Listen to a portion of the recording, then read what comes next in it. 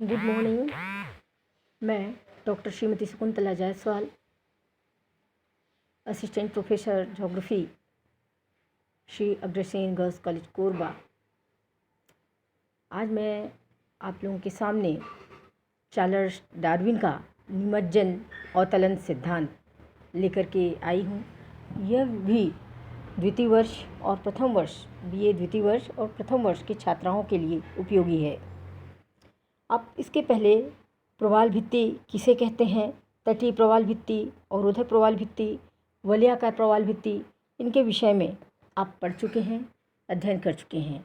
आज मैं Charles Darwin का निमज्जन अवतरण सिद्धांत के विषय में बताना चाहूँगी।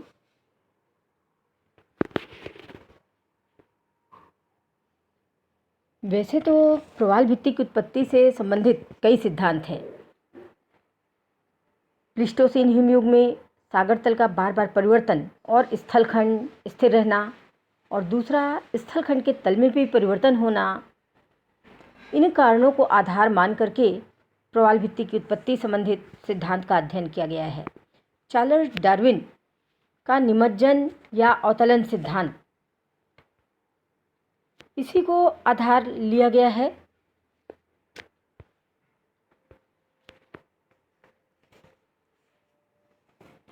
डार्विन ने प्रवाल संरचना संबंधित अवतरण सिद्धांत का प्रतिपादन किया और इनका मुख्य उद्देश्य मोटी प्रवाल भित्तियों की उत्पत्ति का व्याख्या करना था। डार्विन ने अपने सिद्धांतों के लिए मार्शल द्वीप का बिकनी द्वीप को आधार बनाया और यहाँ पर उसने देखा 1800 मीटर तक मोटी प्रवाल संरचना यहाँ पर पाई गई। डार्विन के अनुसार उष्णकटिबंधीय महाद्वीपों में पूर्वी तटीय भाग पर प्रवाल संरचना के विकास का कारण तापमान और लवणता की दशाओं का अनुकूल होना है। यहाँ पर गर्म व्यापारिक पौने और गर्म जलधाराएं और तापमान की औसत दशा को बनाए रखती है। लेकिन प्रवाल संरचना की मोटाई में भिन्नता, विभिन्न प्रकार की प्रवाल संरचना का पाया जाना समुद्री चबूतरा या प्लेटफार्म का क्रमिक अवतरण से संबंधित है। बच्चों, इसके पहले आपको मैंने समुद्री चबूतरा के विषय में बताया, तटीय भागों के बारे में बताया। अभी आप देख रहे हैं प्रवाल भित्ति का विकास जो है, अवतरण सिद्धांत चार्ल्स डार्विन का, जिसको मैं बता रही हूँ आपको। प्रवाल भित्ति का विकास जो है कहाँ होता है? छिछले सागरों में, और इसका विकास जो होता है द्वीप या महाद्वीपीय तट के निकट प्रारंभ होता है और ये तटीय भाग डूबते जाने से प्रवाल रचना के सागर तल के नीचे के भाग में जाते रहने से वहाँ ऊपरी प्रवाल का बाहर की ओर तेजी से निर्माण होते जाता है और इस प्रकार भूमि के निमज्जन के कारण सागर तल का निरंतर वृद्धि होना, अर्थात दोनों में से कोई भी क्रिया होना। सागर में जो जो प्रवाल डूबते जाएंगे और जल में डूबे प्रवाल भित्ति को ऊपर की ओर बढ़ने के लिए चूना आसानी से मिलता जाएगा। निरंतर ऊपर की ओर विकास होते रहेगा एवं सर्वप्रथम तटवर्ती प्रवाल का विकास होता है। इसका निरंतर ऊपर की ओर विकास होगा और सर्वप्रथम तटवर्ती प्रवाल बनेंगे। आगे का विशेष भाग डूबने के साथ साथ तटवर्ती प्रवाल का स्थान अवरोधक या प्रवाल भित्ति ले लेंगे।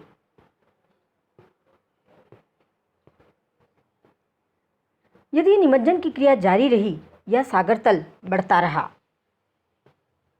तो इसके बाद वलयाकार प्रवाल भित्ति का निर्माण होगा और प्रथम अवस्था के बाद अवरोधक प्रवाल भित्ति के निर्माण के बाद तट और प्रवाल भित्ति के मध्य में छिछली लैगून बनेगी। ये लैगून बाद में और अधिक छिछली बनती जाएगी। यद्यपि निमज्जन होने के साथ साथ लैगून की गहराई बढ़ती जाएगी, किंतु लैगून के टूटे हुए प्रवाल एवं द्वीप भूखंड की ओर से प्रवाहित पदार्थों से लैगून छिछली होती रहेगी। भूखंड की ओर से प्रवाहित पदार्थ इस लैगून में आकर के जमा होती जाएगी, जिसके कारण से ये लैगून जो है उथला होता जाता है, छिछला होता जाता है और वलयाकार प्रवाल भित्ति बनने के बाद ये लंबे समय तक निमज्जन होता है इसका, और निमज्जन की क्रिया जो है धीरे से रुक जाती है और यहाँ पर निर्मित वलयाकार प्रवाल की मध्यवर्ती छिछली झील जो है दलदली बन जाती है और इसमें धीरे धीरे जीवों का विकास होने लगता है और जीवों के अवशेषों के जमाव से ये लैगून जो है भरती चली जाती है और वहाँ पर प्रवाल द्वीप विकसित हो जाते हैं। बाद में महान भूवैज्ञानिक डाना ने भी डार्विन के निमज्जन सिद्धांत का पक्ष लेते हुए कई पक्षों के प्रमाण भी प्रस्तुत किए। डार्विन और डाना का निमज्जन सिद्धांत भी कहा जाता है इसे। भूतल के विविध गतियों में अवतलन या निमज्जन होते रहता है।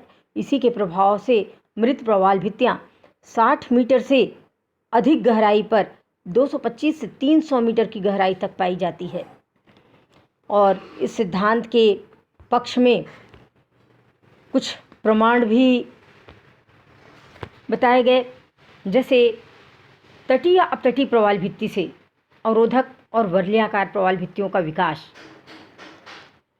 तटीय अपतटीय प्रवाल भित्ति से अवरोधक या वलयाकार प्रवाल भित्तियों का बिना निमज्जन के संभव नहीं है, चाहे वह निमज्जन क्षेत्र विशेष में हुआ हो या प्रादेशिक स्तर पर हो।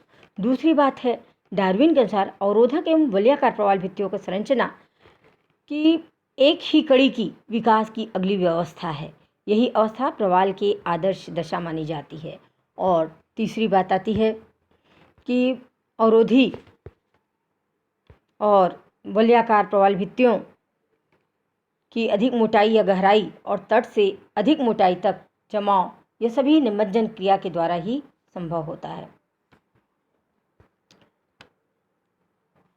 तो इस प्रकार से हमने देखा कि द्वितीय युद्ध के बाद बिकनी द्वीप की पहाड़ियों की हुई खुदाई में 200 से 300 मीटर की गहराई तक प्रवाल के मृत अवशेषों का मिलना भी इस आंतरिक रचना में प्रवाल की उपस्थिति को बताते हैं। आप समझ सकते हैं कि जब बिकनी द्वीप की खुदाई हुई तब वहाँ पर 200 से 300 मीटर की गहराई में प्रवाल के मृत अवशेष प्राप्त हुए और उसकी आंतरिक रचना में प्रवाल की उपस्थिति सिद्ध होता है। इससे ये पता चलता है कि ये निमज्जन के द्वारा ही संभव है। तो इस प्रकार से हम इसको समझाने का प्रयास हमने किया और इसके बाद नेक्स्ट टॉपिक हम अगली कड़ी कुछ लेकर आएंगे। इस विषय पर हम कल देखेंगे। धन्यवाद।